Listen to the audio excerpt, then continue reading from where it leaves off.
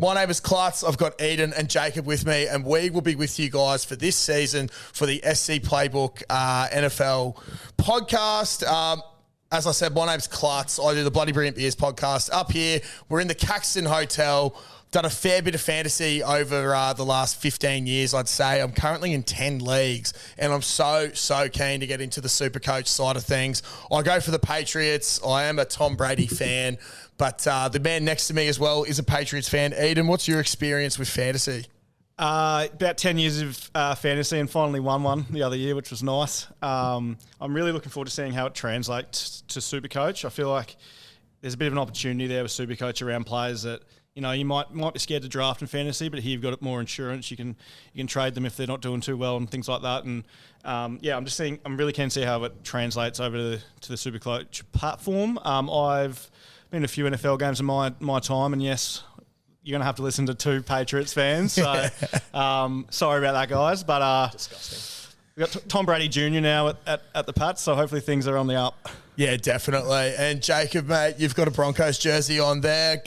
Give us a bit of a background about yourself and your NFL fantasy experience as well. Yeah, so probably a few less years. I've been playing fantasy about the last 5 years or so, but in quite a few leagues now. So I'm still over. I'm still waiting for one. I'm perennial playoff choker, but hopefully that's not the case come NFL Supercoach, because, you know, the more leagues you're in, mate, the more chances you have to win. So just got to keep that in mind. But yeah, Denver Broncos fan, finally back in the playoffs after 8-9 years out. And yep.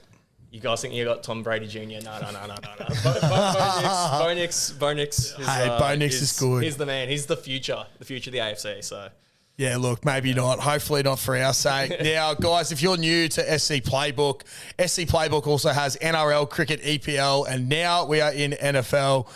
So if you guys want, there is something you can sign up to on the website, which is scplaybook.com.au. We've got weekly articles. We'll be chucking some up ourselves based around players that we're looking at. We've got some team reveals on there. There's also this weekly podcast, which will be coming out throughout the season. So you're going to have to bear with us throughout the season. On socials, we've got Facebook, Instagram, Twitter, and TikTok at SC Playbook NFL. So podcast is going to be standalone on YouTube and Apple or Spotify channels for your regular SC Playbook podcast. So subscribe accordingly. Now, we do have a league code as well, guys, if you want to join in and try and beat us. We've got 819860, or just go to the Instagram page to see that one.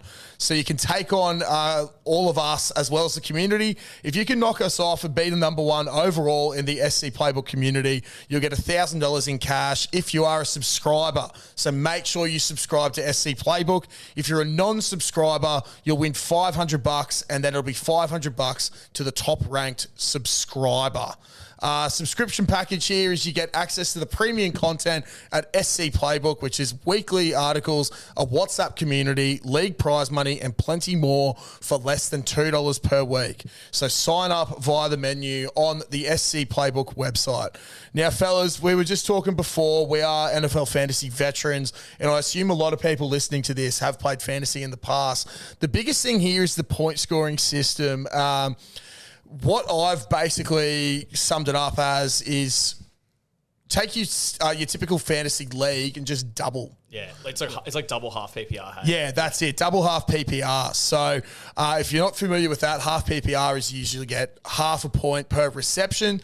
So yeah, it's going to be for me. Like my initial thought is receiving backs or wide receivers who get a lot of touches and a lot of catches, a lot of volume. They're going to be the people we're looking for, but that'll be in the next episode. Just to go through a couple of the point scoring things here. Passing touchdowns, you're going to get 8 points. Interceptions are -2 points. Rushing and receiving touchdowns, 12 points. Fumble recovery touchdowns as well are 12 points. So there's plenty of points there. How do you guys sort of see the score? Like, are you keen on the scoring system that we've got here? Yeah, I think as well, one thing to keep in mind is, of course, like no decimal scoring, which you're probably used to in your fantasy league. So I think players hitting those milestones, like you think 1 point per 12 yards, like you'd be spewing if a bloke had, something in 11 yards. Or, you know, even like the 5 yards for rushing yards if someone ends up on 84 yards and it costs you the week or something, you'd be spewing. So 100%. I think that'll be the thing to look out for. I think is the only other real main difference, I think, from half PPR. I don't know if there's anything else you guys noticed. No, not on my end. I think for me, the first thing I did was go back to last year and just look for guys that were targeted a lot, because that's so important. If your players are getting looked at a lot, it means that the quarterback wants the ball in their hands, and they might not be at the top of the reception yards, but if they're high on the target list, that the quarterback's going to be looking for them each week. Yeah, plenty of those slot receivers. There's a few blokes who we'll probably get into during the season that I think are going to be great pickups, who will see like a high volume. But like doing some research, you had your Brock Bowers type tight ends who are getting over 140 looks, up to 180 looks, some of them per season. Blokes like that who have got better quarterbacks, like they're obviously going to be great pickups. You got your Jamar Chasers as well, who are just going to see heaps of targets from Joey Burrow. But one thing I actually found interesting in this one, now I don't know what your guys' position is in regular fantasy, but it's got kicking here.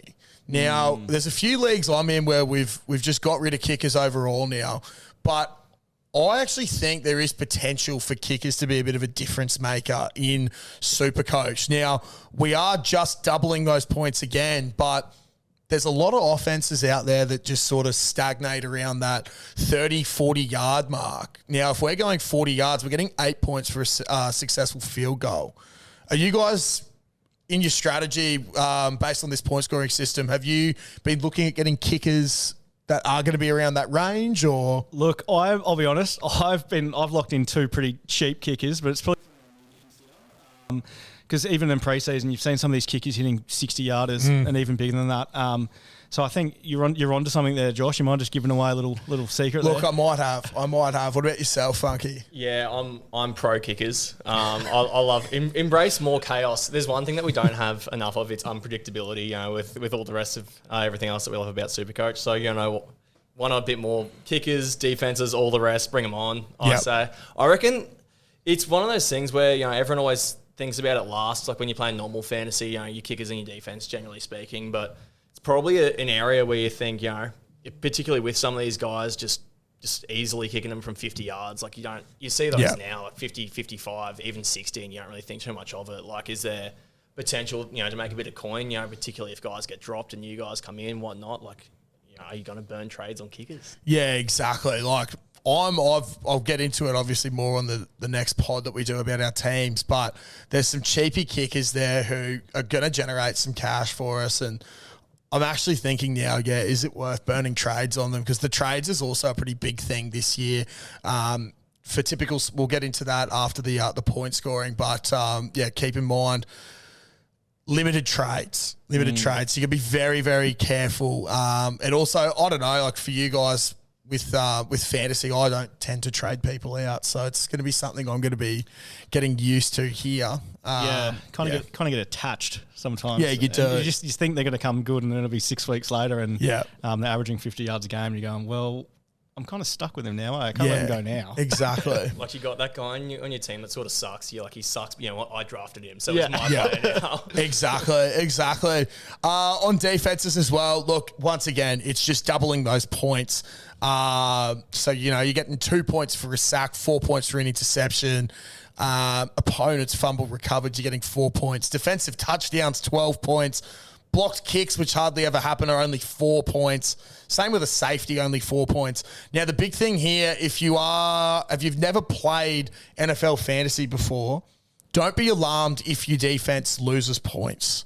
So you always start on 10 points with your defense at the start of a game. Usually you start losing points because points are being conceded. So in Supercoach, you're going to have 20 points, and then 1 to 6 points allowed immediately goes down to 14. But you do make up points for those sacks and interceptions.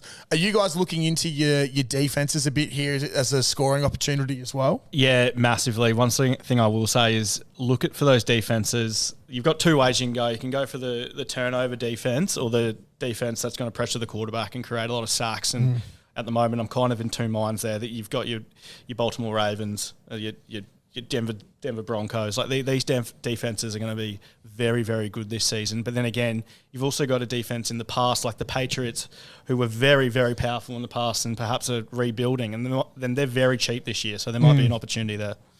100%. Like, I don't know about you fellas, but I've lost way too many games to defenses having a big day in regular NFL fantasy, and I don't want to be on the receiving end of that this year. You're just not choosing the right defenses then. Yeah, that's the problem. I'm doing a draft at the moment, actually, and I'm just not really prioritising my defense, which could come back and bite me in the ass, but we'll see what happens. But, yeah, I completely agree with you there, Eden, that you've got your defenses like your Ravens, even like your Pittsburgh defenses and stuff as well. Green Bay as well. We've just had one of the biggest trades in recent memory happen with Micah Parsons going to the Packers. Like, is that going to free up their backfield now to get some more interceptions because there's going to be more pressure and worse throws? Are there going to be more sacks? There's just so many questions to be answered there. Yeah, pretty crazy. I think one thing to keep in mind as well is you probably think a lot of the time with regular NFL fantasy that you're sort of trading defenses in and out as well. So the same thing with kickers, really. That, Yeah. You know, you probably want a team whose defense is going to be pretty reliable week to week. At least that's the way that I'm looking at it, you know, not to get too ahead of myself and give away who I'm going for. But I think that you're probably going to want to, get someone in or get a team in that's not going to lose your points, right? Like, you don't want to be sort of risking it for the biscuit sometimes. I mean, maybe you do, but at least as far as I'm concerned, I'm probably just going for a team that's pretty reliable. I know is going to be pretty solid every week, no matter who they got, and probably also looking ahead for the season, like who's got that easy schedule, who's playing the crap quarterbacks. So 100%. I know, like, personally, in previous fantasy seasons, I've streamed defenses. Yeah. So basically having a look for anyone that plays the Titans or the Browns and try and bring them in. Usually try and beat this bloke on the waiver wire to get them. But, it's going to be a lot different this year. I think the pick and stick on the defense is something that I've been umming and ahhing about a fair bit. But, it should be very interesting. We did allude to it before, fellas, trades this year. Now, in one of the SC Playbook articles that we've got up on the website, it goes into trades. It says here that there's 26 total trades to use across the season. So you get 2 trades per week and you get 4 boosted weeks where you get that extra third trade. Now, the NFL seasons are the 18 weeks long, so it's 1.44 trades per week, which when I saw 26, I thought that's actually a fair amount. But it's really not. It's dangerous. It's dangerously low. You'll roll through them pretty quick, I reckon. You'll think, geez, I got heaps. Then all of a sudden, a month later, you got none. Exactly. And I don't know about you fellas, but I set my alarm nice and early on fantasy mornings. I'm actually going to be up at 3 every Monday this year to watch the games. Now, podcast hours. Yeah, that's it. That's it. Some can, some can't. It's a luxury. Yeah, it's nice for some. Hey? It's nice for some. That's it. But one thing I have done in previous years, I've done this every year, is I set my alarm for 2:55 before that first game kicks off, because there's so many blokes playing in those 3 a.m. games who they will get pulled out of the lineup like 5 minutes before the game. Yeah. Now, I wouldn't panic. I'm not going to panic on that this year. I think you've got a couple of benchies that you can bring in. So it's going to be critical to really hit on your cheapies, in my opinion, who are going to be contributors from the get-go that you can bring in, so that you're not burning trades if that bloke's out for only 1 week. I was going to say as well, if something like you're new to this, if your player's questionable, don't freak out. Because it feels like some weeks every single player in the NFL is questionable because they carry so many niggles. So you just have to keep an eye on how bad it actually is. And if you can, do what Josh does and wake up before kickoff, because it's the only way to find out. But most of the time, if they're questionable, you'll know a couple of days out whether they're going to play or not. Yeah. You can at least get a pretty good idea at the very least. You know, you see what's coming out of training and full participant or not. Yeah, exactly. Make your mind up from there. Yeah, that's it. It's I think the NFL's more transparent with injuries than any Australian sports over here, so they've just got to report on it more and more. Yeah, you'd know that quite well, Funky, wouldn't you? And if you'll normally cop a doubtful if they look like they're not going to play a couple of days out, so just keep an eye on the injury reports. Yeah, that's it. It says here, so usually just to really drive home how little trades we have. In an NRL Supercoach 27-week season, you get 46 trades, which works out to 1.7 trades per week. So you're getting about 15% less trades to work with. So, yeah, panic stations in those first couple of weeks. Don't worry about it. It's probably going to be better to save those trades because there are a fair amount of injuries in the NFL as well. You just never know where it's going to come from. I know there's a few people in NRL Supercoach this year who lost their championship season because of injuries at the back end. So make sure you do have those trades. Especially if you're going to start with someone like a McCaffrey. Like you need to keep those trades. Yeah. When's the last time that bloke played a full season? I think on that note though as well, like with some of these guys that are constantly in and out, you sort of got to think about, whether they're just going to be injured for a couple of weeks. And so much of the time it's hard to know, but whether they are going to be in or out for a few weeks. Sorry, and do you want to burn your trades on? Yeah. If you're going to trade someone back in, the answer's probably no. Yeah, no. It's all about how what dollar value do you put on a trade, and you really have to think about that. I think week to week, particularly once it starts getting to the back end of the season where the trades start getting a bit more scarce. Yeah, that's it. And the last thing you want like $60 million of your salary cap just sitting on your bench. Yeah, not good, hey, not good at all.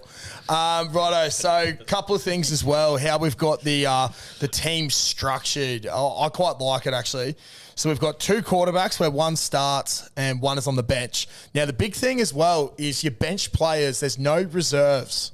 So you don't score on your bench. So you have to make sure you absolutely nail those starters each week. Is that something that you guys have taken into consideration? Yes. I've looked at it, and I reckon I've swapped out different cheapies about 10 times already trying to figure out who's going to play well in week 1. So it's very hard, especially this earlier in the season, but I feel like there's a few cheapies there that you're pretty sure are going to get a fair amount of ball early in the year, but it is very tough. Yeah, particularly as well when you look like 1 QB in terms of starting, 6 wide receivers, 4 running backs.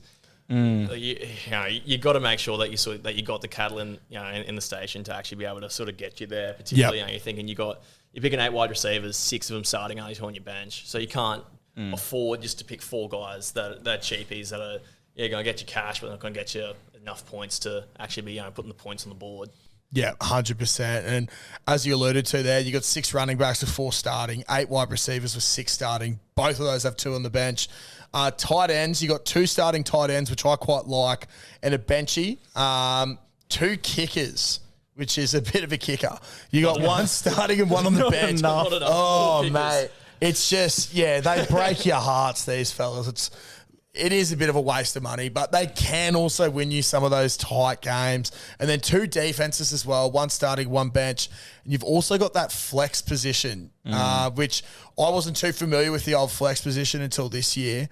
But basically, I believe the flex there is if he's or whoever your least scoring person is, they substitute him for? Or? Not necessarily. It's just like your lowest scoring guy in general just drops out. So yeah, okay. So as far as I'm concerned, and this is the way that we're doing it, I guess to give it away a little bit, I'm going, your QB is going to be scoring the most points for you, right? Yep. So I'm going QB in flex. I think that you have to. I think that if you're not, you're sort of falling behind. Yeah, 100%, mate. 100%. I think you've got to have a gun starting quarterback, and then you've got to have a gun quarterback at flex, and it might cost a bit, but it'll definitely be worthwhile. It's worth it in there.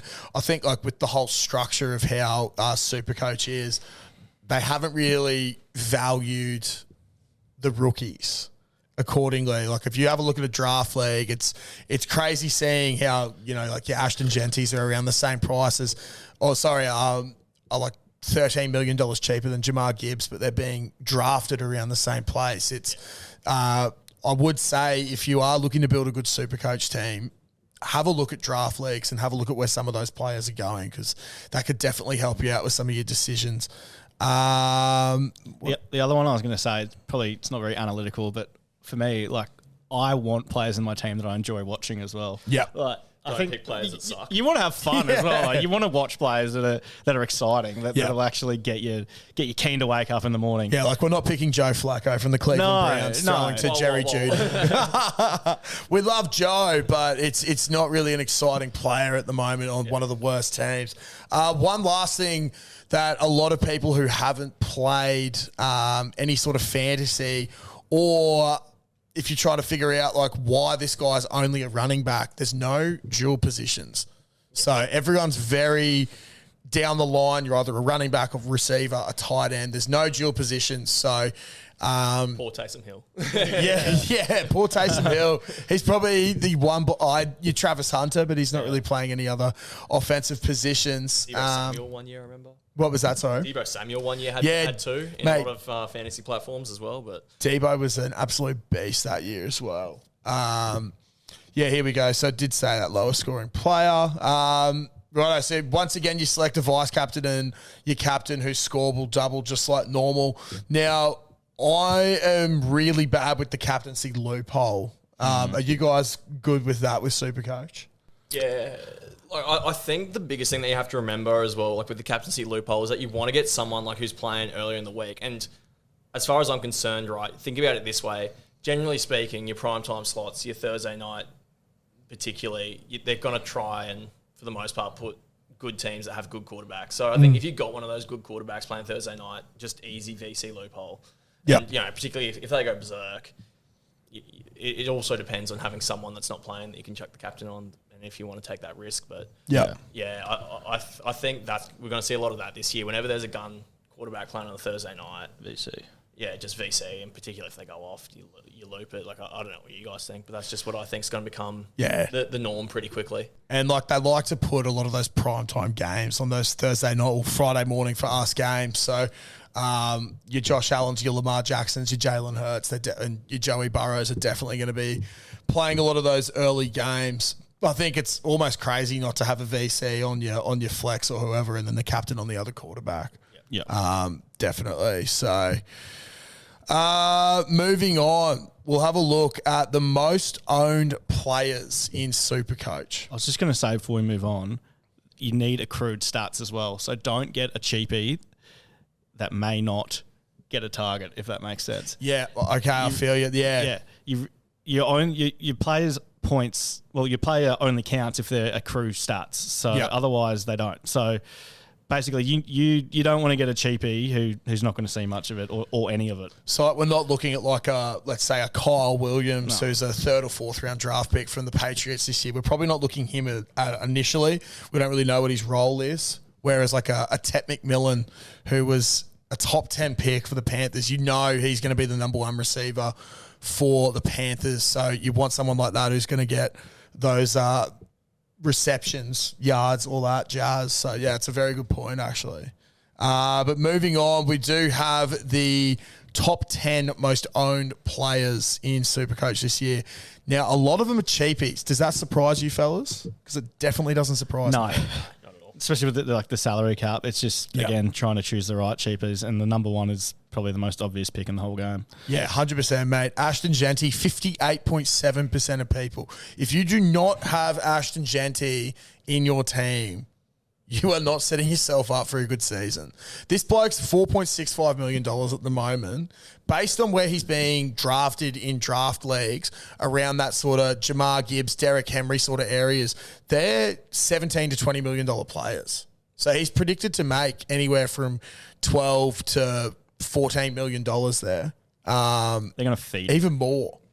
Yeah, they're going to absolutely feed him. And like you have to look as well, you think about what the Raiders have invested in a guy like him. Like, to take a running back that high.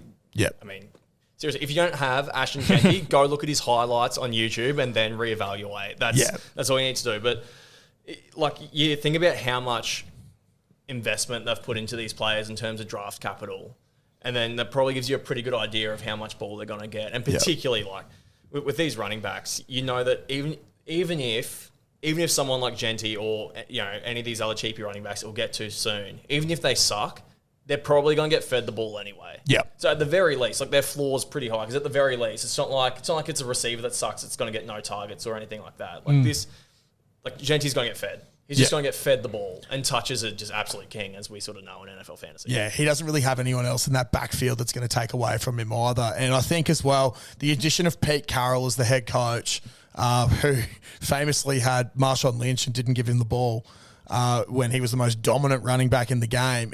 We know he thrives off dominant running backs. He did some pretty good things with like your Kenneth Walkers at the Seahawks, who's nowhere near as talented. That's nothing on him. But Ashton Genty is a generational talent. With Pete Carroll, I just think, his potential, he's someone that I'm probably not going to trade out all year. No, He's sick of it. I was reading that before the draft, he wrote a letter to every GM saying, draft the guy you can't tackle. Me. Yeah. He wrote that. He is so confident in himself, and you watch his highlights and you go, oh, yeah, that's why. Yeah. He's a freak. It's genuinely so good. I had a look. I believe he had just over 2,600 rushing yards last year and 29 rushing touchdowns. He's not the biggest pass catching back, which I think we actually will see a bit more pass catching from him in Pete Carroll's system. Not a whole lot, but as Jacob was saying earlier, the sheer volume of touches is what's going to get him over the line there. I wouldn't be worried about his preseason either. Like, it's preseason games mean nothing. It's more for sorting out your second and third stringers. So once that offense starts clicking, he's got a good quarterback in Geno Smith there. He's going to have one of the all-time seasons. Now, number 2, guys, we got Jamar Chase with a 54.9% ownership. I think it's a no-brainer to have this bloke in your team. He is. They're going to score a lot of points, and he's going to be the reason for a lot of that. My question I was going to ask you guys is 17 touchdowns last season, more over or under this season. Dude, I think he's going to get similar. I think it's the Bengals' revenge season. They haven't really upgraded their defense too much. They're probably going to be in similar sort of situations. But Joey Burrow, he's one of my hot tips for the MVP this season. I think they've re-signed Jamar to big money. They've re-signed Joey. They've re-signed T. Higgins to big money. They've now re-signed Trey Hendrickson, who's a beast on the defensive side. These guys want to be there. They want to win games. Jamar Chase wants to be that guy. There's a reason why he's the number 1 dude being picked in all of your draft leagues. I think he's going to get a lot of touches and a lot of touchdowns. My only concern, and it's very small because of who the quarterback is and how good Jamar Chase is their O-line. Yeah. Burrow is going to get pressured, but I think he's good enough to find his star receiver. 100%. What do you think yourself, Jake? Are you looking at Jamar Chase? Just pick gun players. at the end of the day, you can think, maybe there's this guy that's a little bit better value, or, maybe this guy, in terms of bang for your buck. But at the end of the day, Jamar Chase, just certified gun, right? You just, at the end of the day, you just got to score points somewhere, and you want guys that, potentially if you got a QB that's on bye, something like that as well, you need those gun players that can be captaincy options for you, or even if your quarterback's not on bye and you think that your player has a good enough matchup.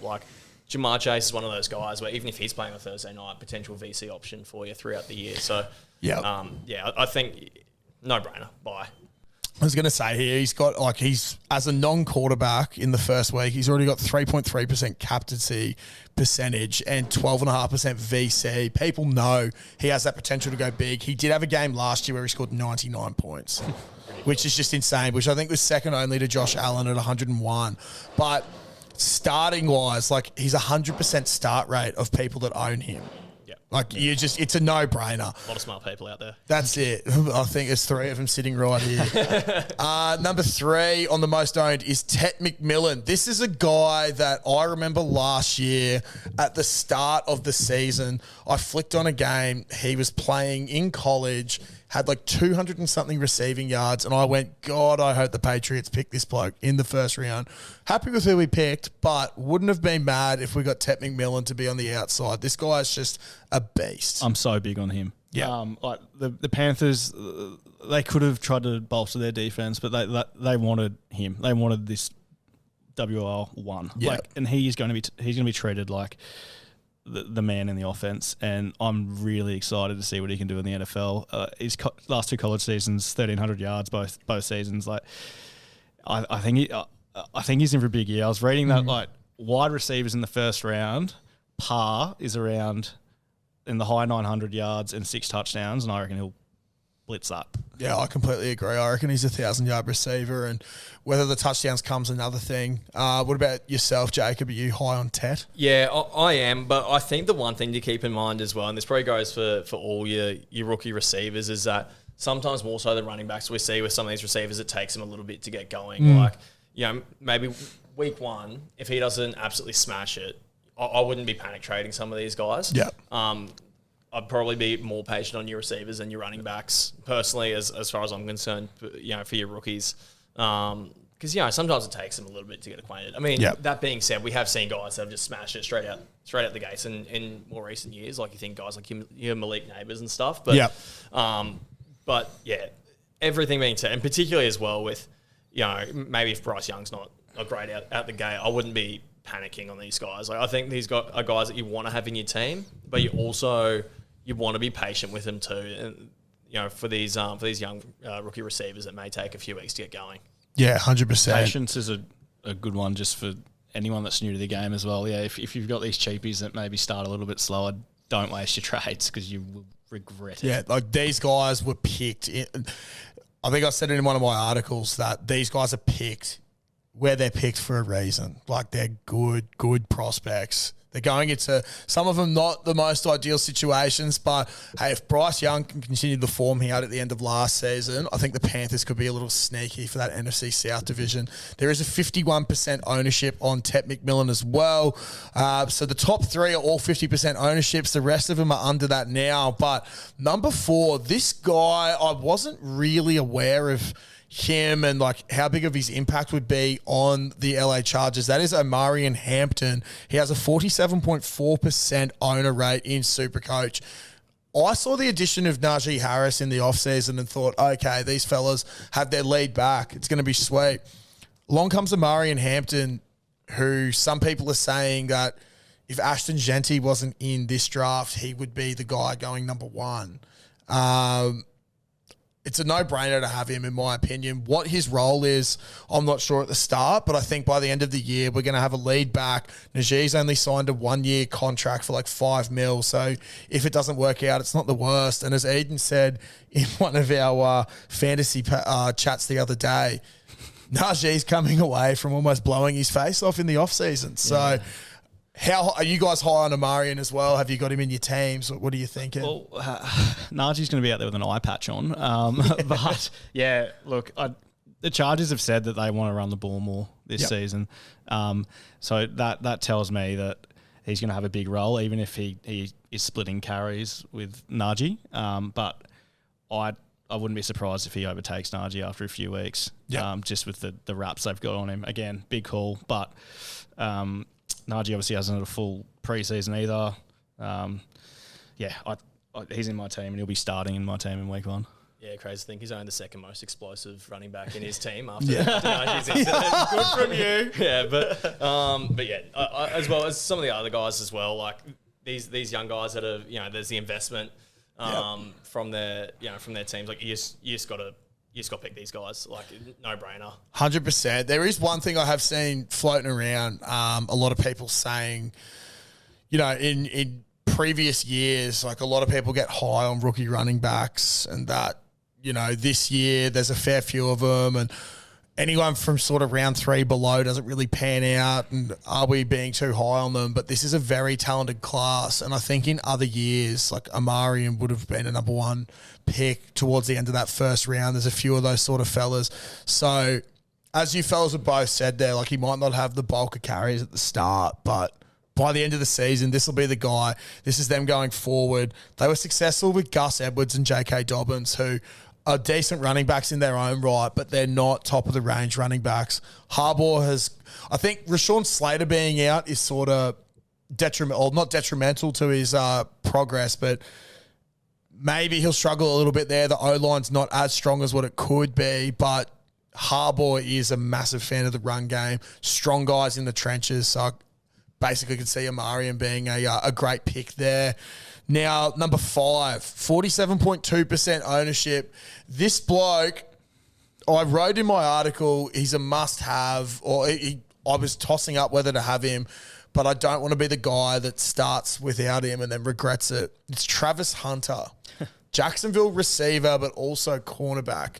He's the first sort of player of that kind to come into the NFL with such raps. The 47.2% ownership. I almost feel like there's too much hype on him.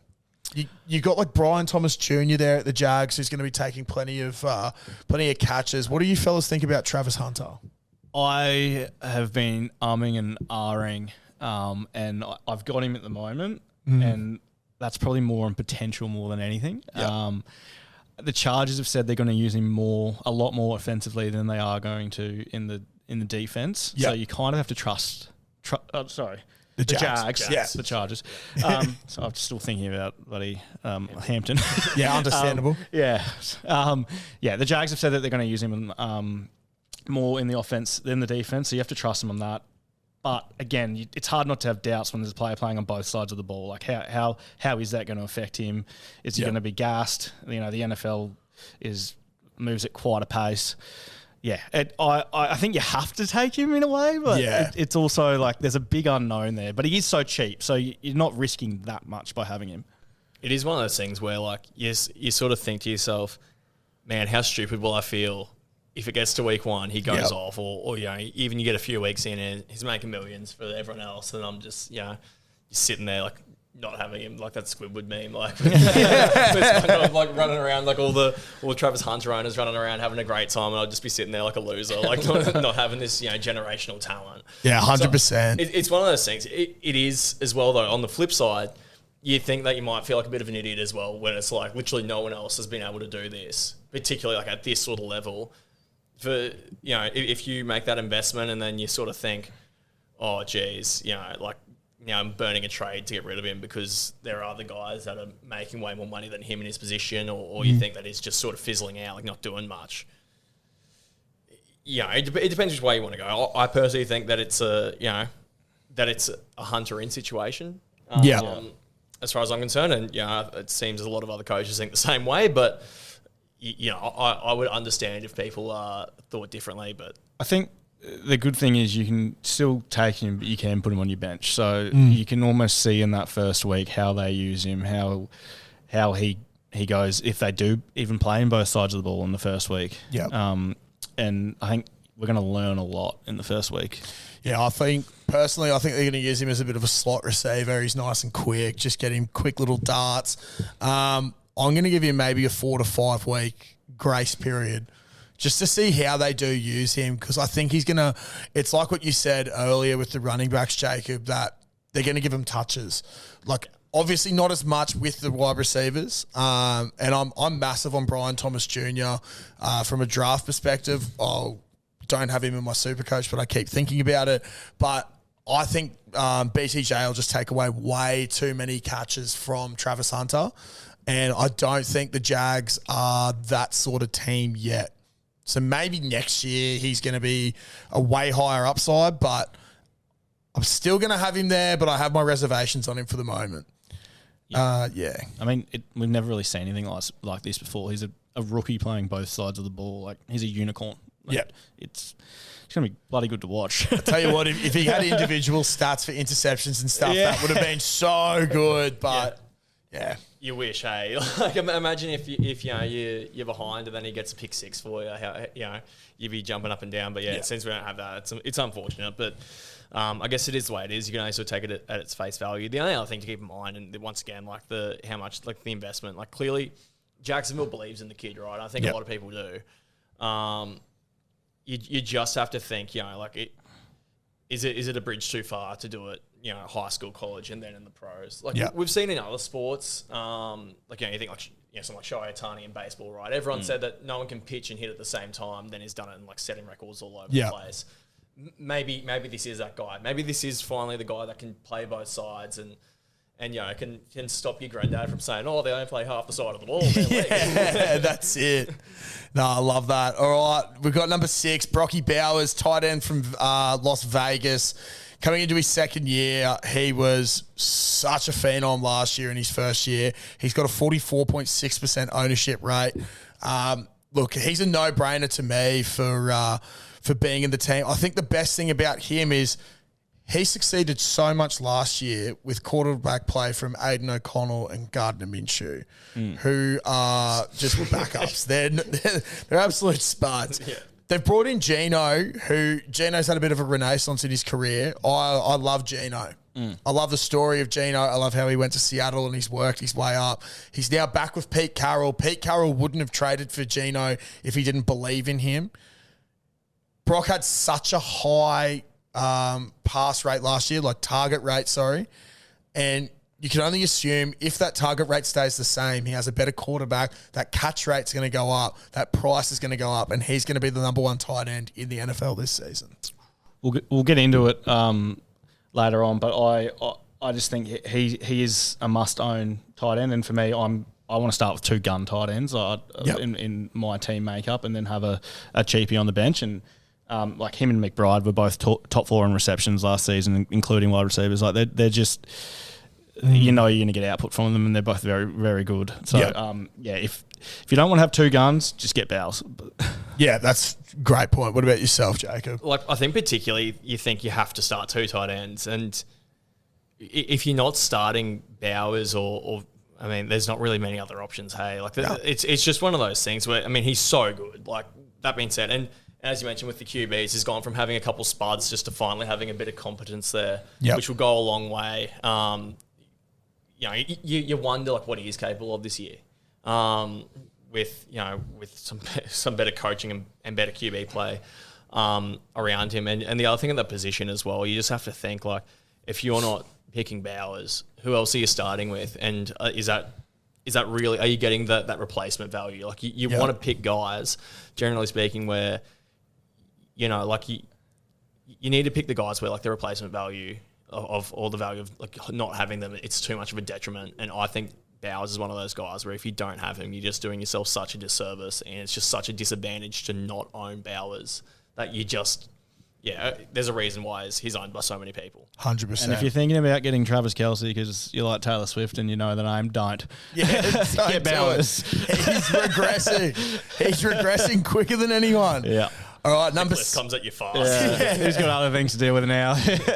Number 7, I can see this guy be a popular man to be starting with Brock Bowers. He's another tight end. He's from the Colts. Tyler Warren, 43.8% ownership rate.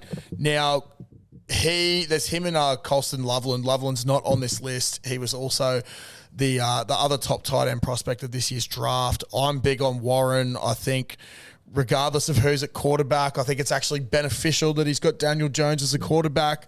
The Colts have been an absolute basket case of a organisation for the last few years, but Tyler Warren, I can understand why at only 4.5 mil, he is 43% owned. I think he's an absolute must-have in a fantasy team. Yeah.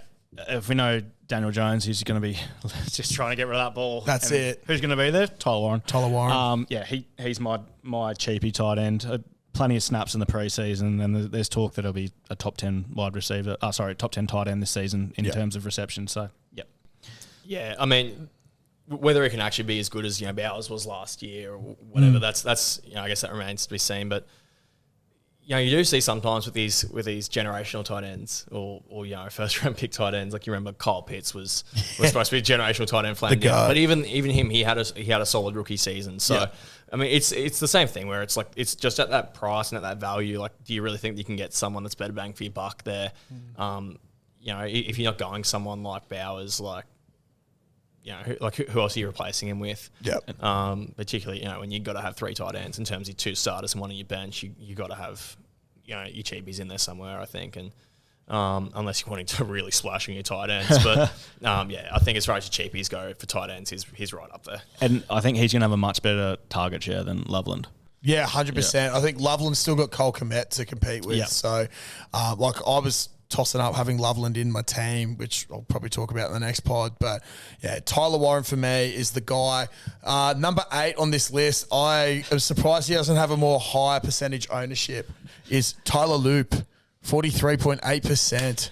The big fella, the kicker. 3.7 mil. He's a rookie kicker for Baltimore Ravens, taken in the draft, so there's no questions that they've invested a draft pick in him. They're going to keep him. What I like about this pick is that he's in a Ravens offense. He's got Lamar Jackson as his quarterback, who is the number one fantasy player and Supercoach player, in my opinion. He's just going to be in plenty of scoring opportunities. I even wrote notes about a kicker here, which is quite something. That's insane. Do tell. 8 out of 8 extra points in the preseason, so he's reliable, which is what you need. That's the first thing. You don't want your kicker missing bloody extra points. No. And look, the Ravens offense, if they're not scoring touchdowns, they're going to be probably stopped pretty close. So I think he'll get plenty of opportunity to bang them over. Yeah, the only thing you get with some of these rookie kickers sometimes, and you even see ones in the past that have been taken, in the early rounds, is they kick everything in college and they get to the pros and they're absolutely like mental pigeons and just miss everything. So as long as he doesn't absolutely fall apart, some of these blokes, these young rookie kickers, at the end of the day, you might be splitting hairs a little bit between Loop and some of the other guys, but I think Loop, as you said, quality offense. You just know that. He's not going to be putting up zeros, right? He's going to be banging in those extra points when Lamar Jackson's just marching them down the field, field goals. He's going to get those opportunities to at least be putting points on the board for you. And it's just someone that you'd think's pretty reliable as far as kickers go going forwards. Yeah, 100%. It's a no-brainer. Kickers, good offense, plenty of points. You got to have them. Number 9 on this list, Saquon Barkley, 42.7% ownership. He's also got a 21.9% VC rate and a 6% captaincy rate. Now, I don't mind Saquon. I don't have him in my team, and I haven't looked at having him in my team. Some people might think I'm crazy for that, but when we get into the team reveals, I'll explain a bit more why. I can see why he is the highest owned percentage player in the league. Couple of things, Philly have lost a few players. They're still going to be an awesome team. I think positives is they're going to keep feeding Saquon. He's just been voted the number one player in the league by the other players. But for me, I'm going to look to get him later in the season to see what his production's like. He's just come off one of the biggest workhorse seasons that a running back's seen. Can he keep doing it? Is Jalen Hurts going to take away carries from him close to the line? Can he keep making all those long runs? What do you guys think of Saquon?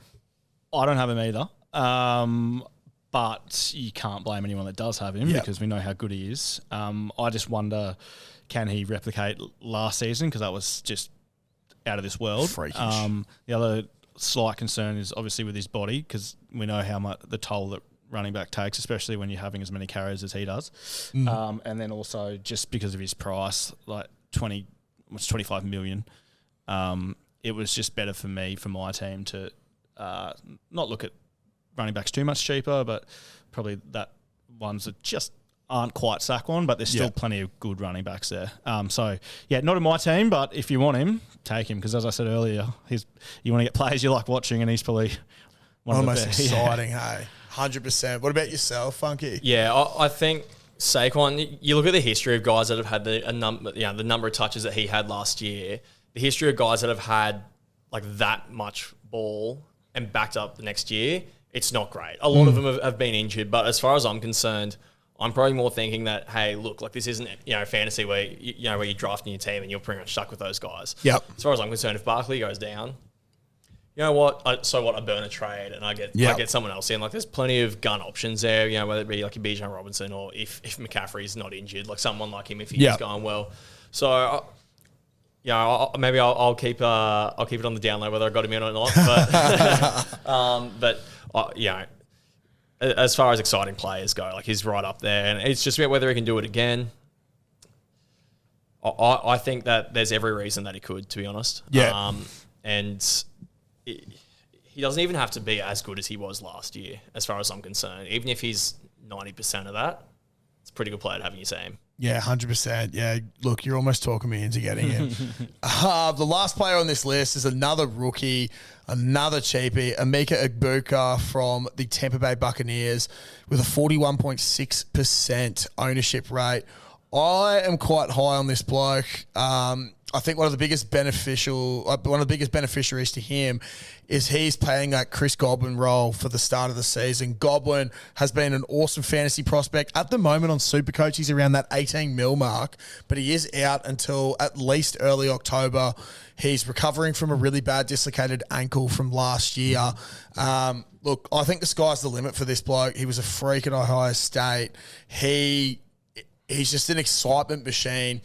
And if Baker Mayfield plays anywhere near as good or even a little bit less than what he did last year in a high-octane offense, Egbuka's going to absolutely feed playing that Godwin role. The only issue I can see is that they have lost their offensive coordinator, Cohen, to Jacksonville.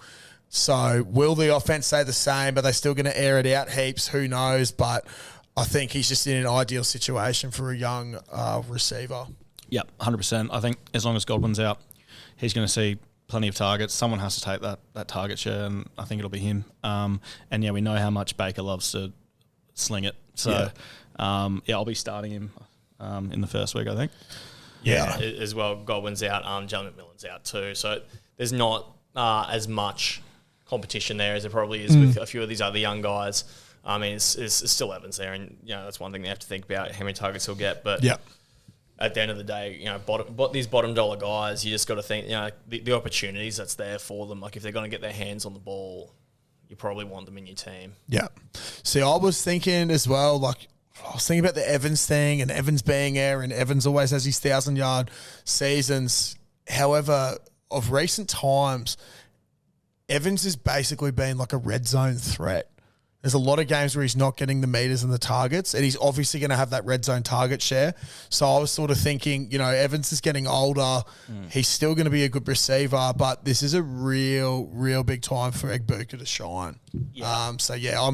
I'm pretty keen on having him, and I can see why plenty of people have him as one of the top-owned players in Supercoach. Fellas, was there anything else you wanted to run through this one before we wrap her up? I was just going to say on Egbuka, like Evans has been up for a long time as well. Like, there's every chance like he may regress this season as well, and that's going to open up a huge opportunity there. So I think he's one that you really should consider having in your side. Yep. I think if you don't have him in your side, he's one where you should certainly monitor closely. Not only the first couple of weeks, but sort of as the season goes on. Like if you're seeing that he's slowly seeing that target share go up as the season progresses, you're probably thinking like he could potentially be a slow burn guy for you. Yeah. But you sort of, it's good to have guys like that in your team as well, because all of a sudden you look to the back end of the season, you're in your Supercoach finals or whatever, and then you got another gunner, another guy that's a quality player on your bench that you can bring in if need be. So yeah, he's one that there is the potential that maybe he's a little bit of a slow burn or something like that. But I think bang for your buck as well, of course. Like he's just one of these guys where it's a good guy to have in. Yeah, definitely. Alrighty, I think that will wrap it up for the first pod. Tune in for the next one where we're going to reveal our teams. The season only kicks off this Friday, so you got to get them sorted out nice and quick. Thanks for tuning in, guys. Once again, SC Playbook NFL on all social media platforms. Get amongst it.